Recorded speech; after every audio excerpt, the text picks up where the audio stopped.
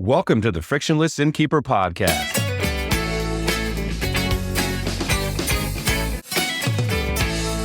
Coming right up, fresh tips and insights from lodging professionals aimed at helping you improve your business. Our podcast is brought to you by the Frictionless Guest App, the digital concierge that helps your guests to live like locals. Learn how at frictionlessguest.com. Steve Short, how are you? Doing well, Matt. How about you? I'm doing well. Question for you. Do you use AI for many things? One thing? How AI'd are you in general? I'm becoming more AI'd than ever. Yeah, so I use it for quite a number of business types of things and certainly for personal stuff as well. But yeah, I'm learning more and more it's so wild. Like everybody's talking about it and learning about it and all of that. So every day there's something new that it's like, oh, okay, I need to use it for that and use it for that. It's going to become baked in. It's already becoming that way, but it's going to become more and more baked in the more and more you realize what kind of things you can do with it, right? And how you can use it.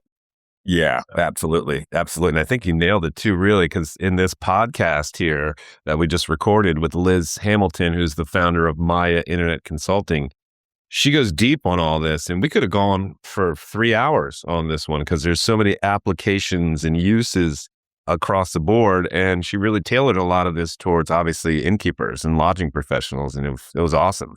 Yeah, Liz is great. Gosh, I don't know how long I've known Liz through conferences and trade shows and all that stuff, quite a while. So it was great to finally interview her, talk with her.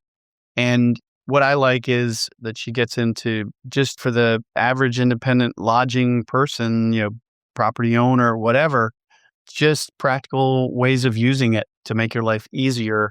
And we all know that anybody in independent lodging is always strapped for time, right? Time is the big challenge. You're always doing stuff. And so the more time you can save using, AI or any tools, but AI especially, the better off you're going to be. So these are good practical ways of saving some time. Yeah, absolutely. And with that in mind, we hope you enjoy this Frictionless Innkeeper podcast interview with Liz Hamilton, the founder of Maia Internet Consulting. Liz, thanks for joining us. Appreciate your time. Oh, you're so welcome. Thank you for inviting me. It's awesome to be here. Great to have you. Steve Short, how's it going, my friend? Doing well, Matt. It was feeling like I was in Spain yesterday, but now I'm back to snow. So who knows what's going on weather-wise around here.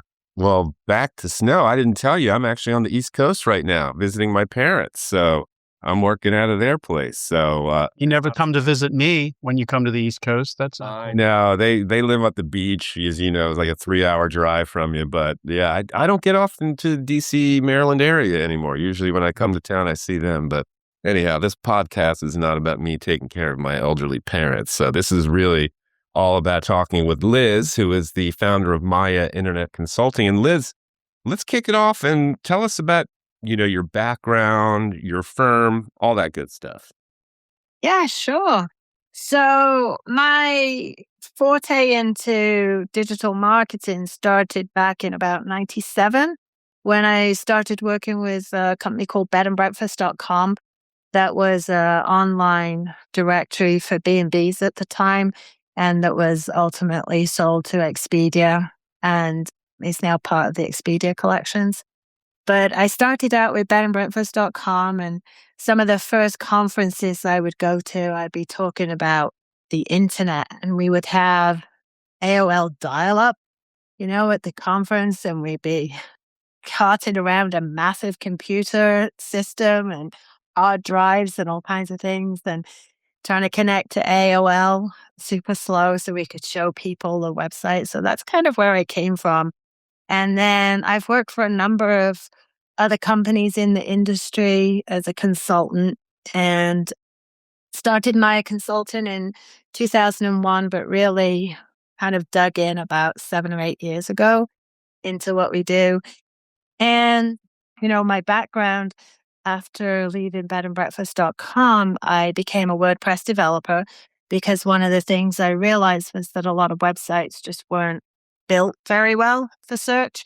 And so I learned WordPress and taught myself coding so that I could do that. And then slowly but surely I've moved more back into marketing because that's really where my passion is.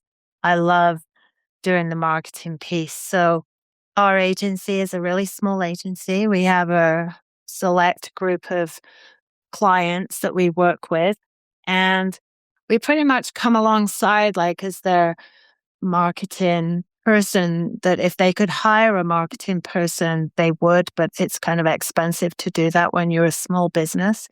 We specialize in properties that are independent, 50 rooms or less.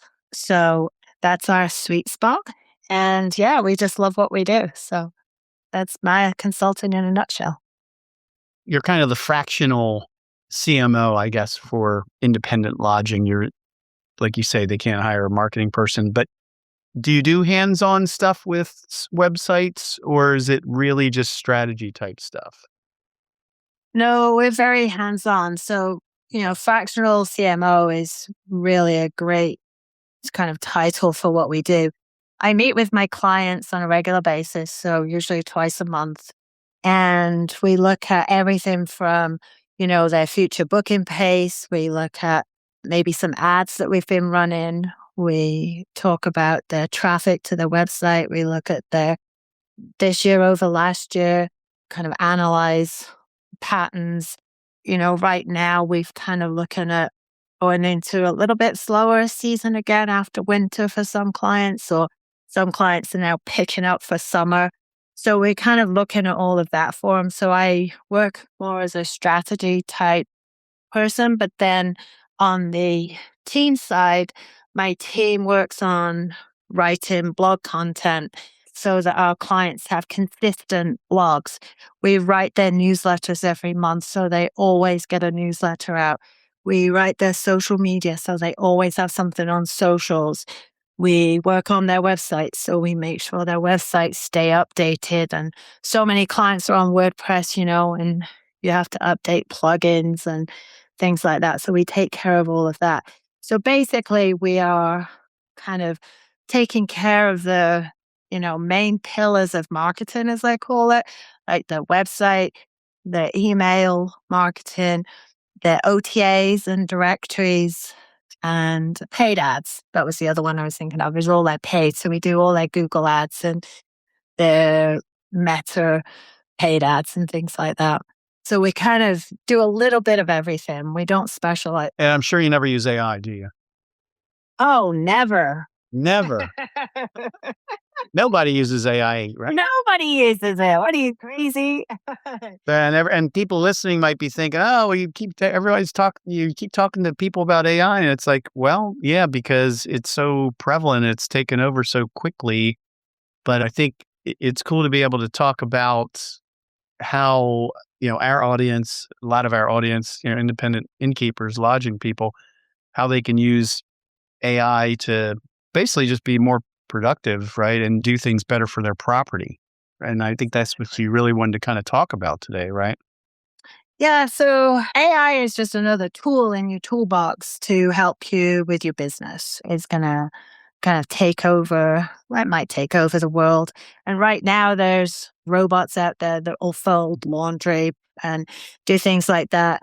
But I don't see them cleaning toilets and folding laundry anytime soon. So practical applications really for AI are kind of in your business right now as to how it can help you be, a little more efficient, a little faster at stuff, and also just help with the brain process. Because at the end of a busy day, if you're trying to think up of, some new packages that you might want to put on your website, having that tool there to be able to kind of create ideas in can really help with the juices flowing. It's not like it's going to take over, but it certainly can help with ideas. So think of it as, instead of like, okay, I want to post a blog, which it can certainly help you with that in terms of the writing stuff. But if you don't know what you want to write about, ask it basically, or use it to help you come up with ideas for, I guess, for specific things that you might want to do. But I guess you could also prompt it and say, well, I don't know, my bookings have gone down. What are some ways that I can improve them, increase their bookings or something, right? Yeah, exactly. So coming to the blogging, I mean, it absolutely can help with that. And, the thing is to realize that it is a machine. It's called artificial intelligence, but it's only as intelligent as the information that's been put into it. Recently, I heard somebody say that basically AI is like text prompting on Siri. If you think of Siri, we've all lived with Siri for a really long time and she's kind of getting old and tired. But basically, she's a kind of an AI machine. She's kind of one of the original artificial intelligences that we were introduced to many years ago. And now she doesn't seem that smart because only of the advancement in the technology. But that's basically what she is. And that's how AI works. It works on data that's been input. So if you're writing a blog post, it knows some information already, but you really want to use it and put information into it about your business. So if you just go in cold and say, hey, write me a blog post about 5 romantic places to visit in Provincetown, Massachusetts, it's probably going to spit out some pretty generic stuff. It's not going to represent your property very well. It's not going to give you a great, exciting read, and it will sound pretty flat because it's just kind of generic. If, however, you've given your AI tool, and it could be Claude or ChatGPT or whatever it is that you're using, Perplexity, if you've given it information about who you are as a business. So I'm a 10-room bed and breakfast in Provincetown, Massachusetts. We specialize in romantic escapes for couples. We're not kid-friendly. We have hot tubs. We have jacuzzi baths in our bathroom. So you give it that information so that it knows about your business. There's the real kind of strategic stuff. So it's not guessing. And then you use it to tell it what it is that you want. So I want to write a blog post. And if you have customer personas, and you can use it to build customer personas, but if you have customer personas as to who that romantic couple is that comes and stays with you, and maybe Provincetown leans towards the gay community. So maybe it's not a man and a woman, maybe it's 2 guys or 2 women. So you want to kind of think who your customer persona is. And if you upload that into the system, now it has some intelligence to work from, right? So it knows your business, it knows the amenities and some of the details, and you point, your sales points. So it knows about you as a business, and then it knows who you're targeting. Now, when you write your blog post, you can say, write me a blog post for guests visiting my bed and breakfast in the fall that are coming as romantic couples. Here is my customer persona that I want to attract. Also, add in a hook at the beginning to get people to read it. So the first paragraph must include a hook. They include my keyword, Provincetown bed and breakfast, in my content, and close with a call to action like book now or something like that. So all of a sudden you're giving it all this information, and it's not trying to guess maybe what it is that you want. So think of it as a intern right out of high school that you're trying to teach how to write your blogs in your voice and your tone to your customer about your business. And all of a sudden, the information that comes out of there is customized for you and your property, and not just some generic drivel that anybody could pull from a system. So just out of curiosity, let's say I'm using Claude. I've tried the various ones, and right now Claude's kind of the one I'm using more. Favorite. When you say load in information about your property or whatever, does that need to be done every time you start a new chat? Or are you saying that Claude will remember that and you have to tell it, hey, because you might be asking, or you might be saying, there are certainly times where I on my personal side of things anyway, I might be asking about something that, you know, doesn't have to do with me or whatever, right? And you don't want to indicate, hey, I'm just trying to get information. Maybe it's for a friend or something like that, right? How much of this is like, if I just tell it, hey, I own this property and here's where it is and here's what blah, blah, it's going to store that and have that context for all future chats? Correct. Yeah. And you can delete those files and re-upload them. So for example, we have tone of voice. Somebody who is from the Boston area has a very different tone of voice and the way they speak than somebody, say, from, Alabama or Texas. The tone of voice and the style of voice is very different. We have clients in Hawaii. And so we have the GPT that we use. We actually use Claude. Claude's a great one for content, by the way. ChatGPT has some other features that I like, but if you're going to be writing content, Claude definitely has a better content writer, I think. But for example, like for the tone of voice for our Hawaii clients, we have uploaded, a list of commonly used Hawaiian words like haloa, mahalo, things like that. So when it's creating content, it will, and we've asked it and told it, use common Hawaiian terms when you write in. So sometimes it will, within what it's writing, it will put the Hawaiian word in there, and then in brackets, it puts the English version. So you can train it to your voice.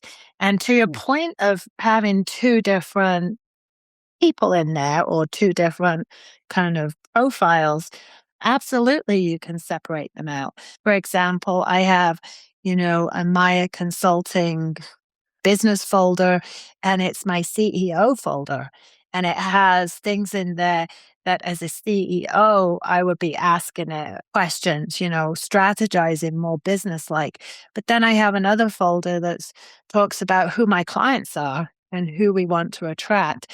And then I have another folder called personal. So within my same GPT, there's a funny story. We actually did a Indian food night at our house like a month or so ago.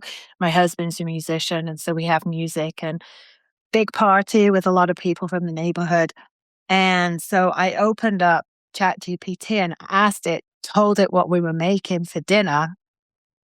And it knew the night before. It helped me with the, shopping list and everything else.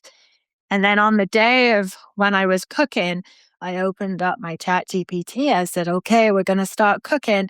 My guests arrive at 5. What do I need to do first to get started? And it literally was like having an executive chef standing next to me, telling me what to do when. It's like, okay, go marinate the chicken. So what you're going to do is you're going to chop the chicken and blah, blah, blah, blah, blah. And it just kind of walked me through. Wow. The funny part was, you can talk to it, right? And so my hands were covered in flour and chicken goo and all the rest of it. So I would just tap the voice part and then I would talk to it. I was like, okay, I've got the chicken marinating. What's next? And then it would, reply back written. But my husband thought I was talking to my neighbor. He didn't realize I was talking to my buddy ChatGPT, and it was guiding me through. Sure enough, by 5:00, everything was ready to go. It was perfect timing. It was awesome. So I love the conversational mode thing. And it should be able to converse back to you and tell you without you having to read, though. At least that's what I've seen. yeah, imagine if you have the ADA thing turned on your iPad or your laptop, it probably would read back to you.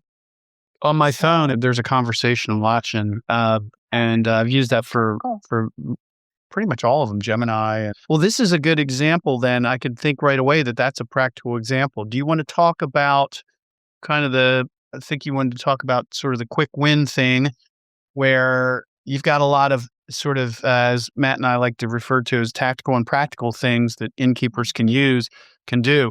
I mean, that sounds like one that might not be on your list, but hey, if you are looking for ideas assuming you're serving breakfast, you can do that. And if it can help plan for what you need to get, maybe for the entire week, you do your menu and then it does a list of grocery stuff and then actually can help you prepare the actual meal or, whatever, help you get it all done or whatever interactively. So that's one idea. Well, maybe even if you have a junior, like if you have somebody who is new to your business and you're trying to teach them how to do things in a certain way, you could upload your SOPs on this and then they could follow along with the SOP as to how to, how long are those eggs going to poach and the rest of it. So you can actually upload those things into the GPT in a folder called recipes and it could help you with that too. So definitely for junior team members and helping them understand how to do that. I think it's great. Cool. Okay. What else you got on your list of woolly ideas, Liz? Come on, hit us up. Well, one of the top ones that people struggle with are guest personas. So I always think that if you have guest personas as to who your guests are, then when you're doing your marketing or you're doing your blogs or you're doing your social media, you can kind of talk to that person. And so you can use it to create customer personas, which I think is a great tool. And then you can upload them for the different things that you're creating. One that I love as well that I use all the time is using it for emails.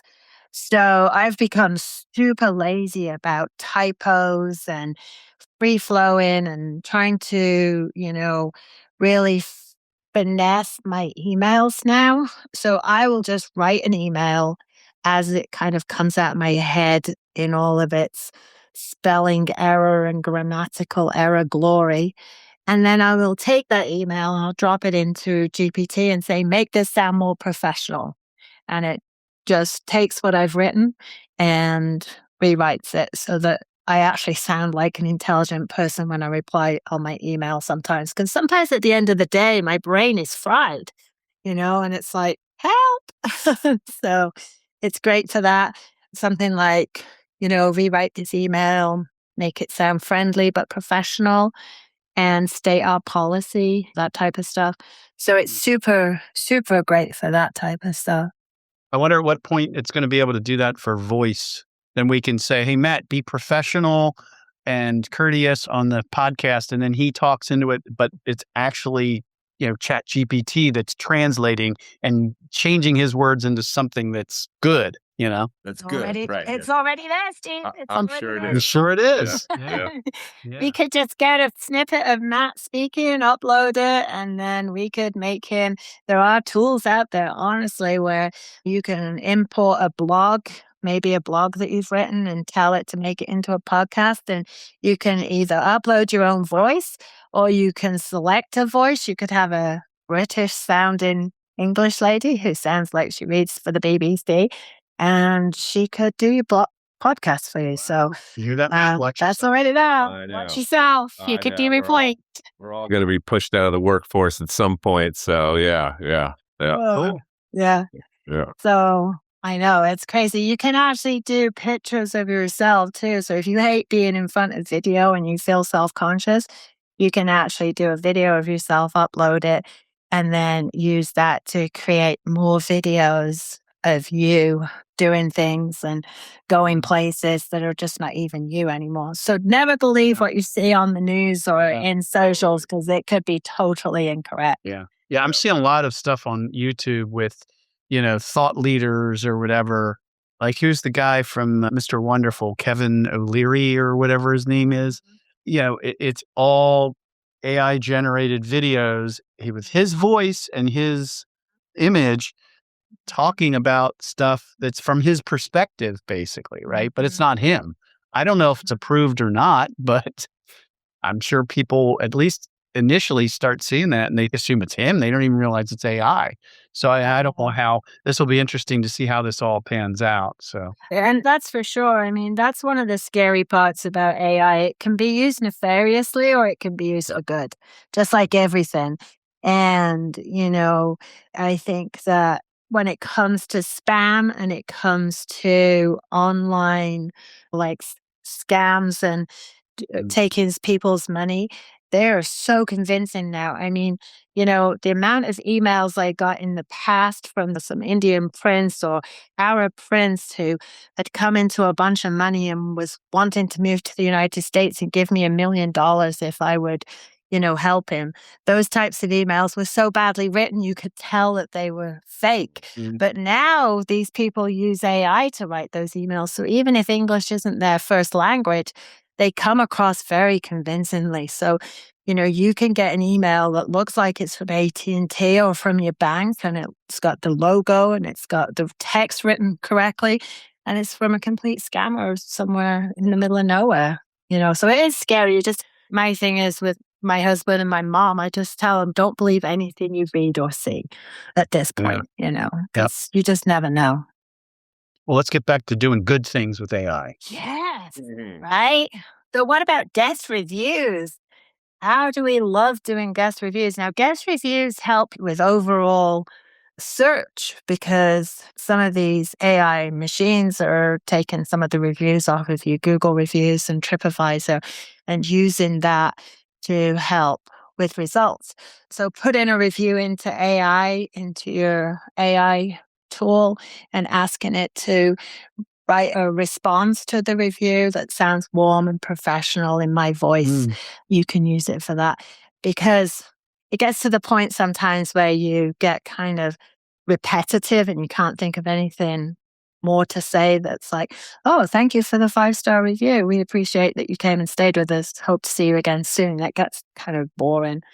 One of the things with that, though, too, is to be careful on the output. So, think about AI as a tool that you can use to give you some output, but it has to have a human connection on the other end to make sure that what it's saying doesn't sound weird and that it actually is correct. So going back to the blog posts or any type of content you're creating with AI, you have to review it. It's as if you have an intern working for you. And just like with an intern, if they wrote you a blog post, you would review it and check it and make sure facts are correct and things like that. And it's the same with AI. You have to always have that human piece to review what's been written or said. And it's the same goes for reviews. Don't just take what it's written and then post it directly. Make sure that it's polished and it sounds good. So we all know that we're supposed to be doing newsletters, staying in touch with our guests, because it's a guest that's already stayed with you, and getting them to return is a lot less expensive than going out and finding new guests all the time. So keeping that relationship going with current guests is really, really important, and keeping your property front of mind for those guests. And you can do that easily through a newsletter. So sometimes we get brain, fog on maybe what goes in a newsletter. So you can use it to write your newsletters, write a newsletter section that's more engaging, that's engaging, conversational, add a hook to come back and stay with us again. So it's a great tool for that as well. And then my favorite, oh my gosh, my favorite, the Daily Brain Organizer. Well, I actually use it weekly. But basically, and all these prompts, I'll give you the prompts at the end, Steve, so that you can share with your audience and they can just download them. So this is part of that. But basically what I do is at the beginning of the week, and I use the talk tool so that I can just brain dump, free flowing. And the prompt basically says, act as a performance coach who specializes in optimizing mental clarity, thought organization, task execution for entrepreneurs and high performers. Your role is to help me think more clearly, prioritize effectively, and stay focused this week on high leveraging actions. And then what I do is I tell it all the things I have to do. I have to take the dog to the vet for their vaccinations. I have to write a newsletter for this client. I have to follow up with this client I met at this trade show and talk to them about XYZ. So I just brain dump. I turn on the voice activation and I brain dump everything that's on my mind that keeps me up at night into the AI. And then it just sets it out. It shows top priorities, things you've got to get done first of the week, things that maybe you could push to next week. It gives you estimates on times. It says this will probably be a 2-hour block 2 hours on your calendar on Wednesday to work on this. And it just gives me that kind of mental clarity. And I love this one. I use it a lot. Wow. Okay. That's cool. Yeah. So the other one I love too is my meeting helper. So I have a transcript, and basically, I meet with clients. I'm the kind of point of contact with my clients. And some days I might have 6 meetings in a day. And then at the end of the day, I'm like, okay, who was going to do 20% off again midweek? So I have a meeting AI tool that joins all my meetings so it can take notes. But I've never found a tool that really summarizes the notes in a way that I like. So I have another one that I use. So I take my transcript out of my tool, and I actually use Fathom. It joins all my meetings because I like how it also does the video. So if we're doing screen sharing, it's doing screen sharing of my video of my screen as well. It does a video of the screen. So I can go back and look at that. So anyway, so I use Fathom. And I take the transcript out of Fathom, I drop it into Claude, and I say, summarize this meeting transcript, list action items by person, flag any open questions or unresolved decisions. And then it will give me an executive summary at the top. It comes down, it kind of transcribes who said what, kind of in a summary bulleted point. So it's really easy to see. And then at the end, what I love is it gives us tasks. So this is what the client's going to do. This is what Maia's going to do. And it gives me a list of tasks that we can then drop into our task management system. I can assign them to my team, and then the tasks get done. So having that kind of clarity on all my meetings is great. And the fun part is, like on Tuesday, I think I had 8 meetings. So I copied the transcript from all 8 meetings, dropped it in one time, hit send, and within about 2 seconds, I had those meeting notes for every single one of those. Then I asked it, give me a summary of all the tasks by client that we need to take care of this week. And it summarized all the tasks for me so that I could see exactly what we had to do per client that I had promised that day. I love this one. It's great. Wow. That's pretty. So Fathom, so you record based upon whatever, like if you're in Zoom, like we are right now, Exactly. use the Zoom recording, but you feed it into Fathom, and it's going to give you this summary or whatever. You feed the whole transcript into it, and it summarizes better than what Zoom might do for you or whatever add-ons there are. Is that what you're saying? Exactly. But Fathom is like Zoom. So Fathom is a different tool that records the meetings when I'm on Zoom. It's something that I'd signed up for a long time ago. And so I use that. So there are different tools that will record meetings.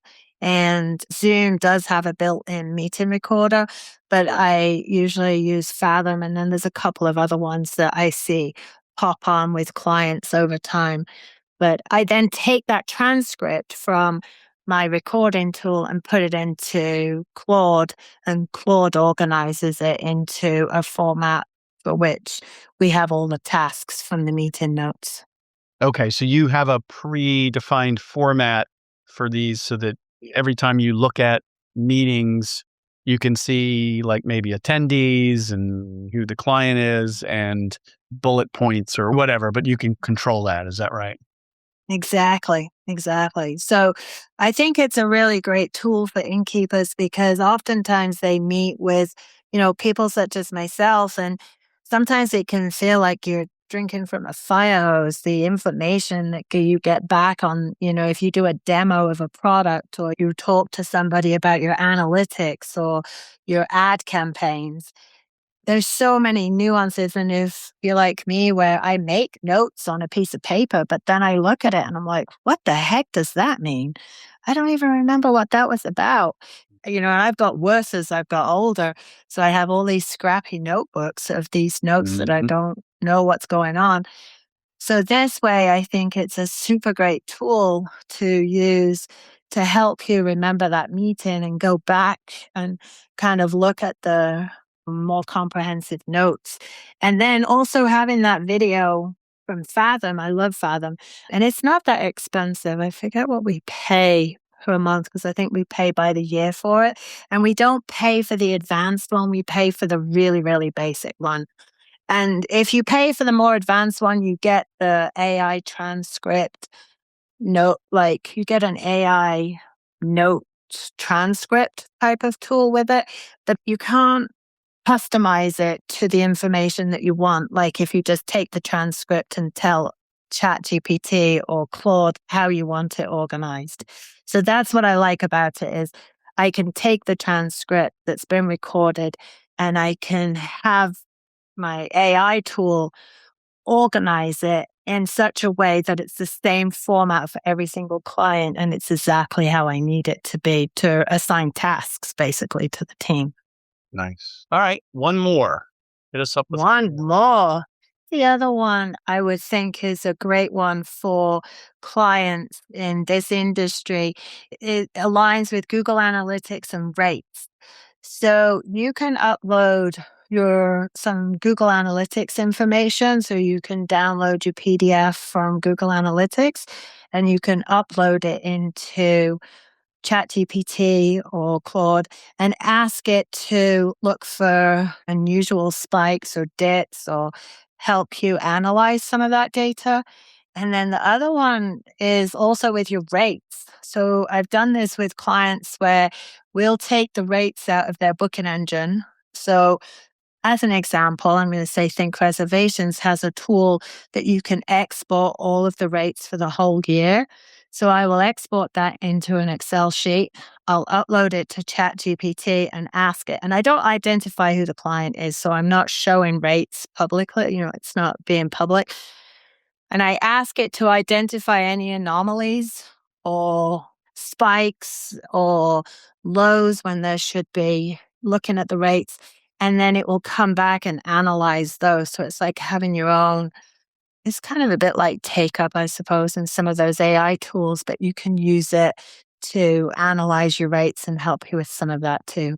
So I think that would be my last one, I think, on the list is it's a great tool for helping you analyze data of whatever kind of data that you have and just making sense of it. Cool. Yeah. We talked to Take Up. It's probably been a couple of years now. That was, I think, our very first AI discussion when we were still trying to figure it all out. But I mean, back then it was like, what is this stuff, by the way? Like, what does this do? But yeah, that's been cool. All right, Matt, you want to do your thing? I will. So Liz, really appreciate you spending time with us today. This was great. And before we sign off, anything else to add or anything we may have missed? I think that's it. I mean, we'll have the prompt sheet at the end so people can download that from your show notes. If they have any questions, they're more than welcome to get in touch with me. And our website's MaiaInternetConsulting.com and our contact information's on there if you want to hear anything more about us. Excellent. Perfect. This concludes this Frictionless Innkeeper podcast interview with Liz Hamilton, who's the founder of Maia Internet Consulting, which is a digital marketing and web design agency for the independent lodging sector. And our podcast is brought to you by the Frictionless Guest App, the digital concierge that helps your guests to live like locals. Learn how at frictionlessguest.com. Once again, that's frictionlessguest.com. And Liz and Steve, thank you all so much for your time. Thank you, Matt. Thanks, Liz. We appreciate your time.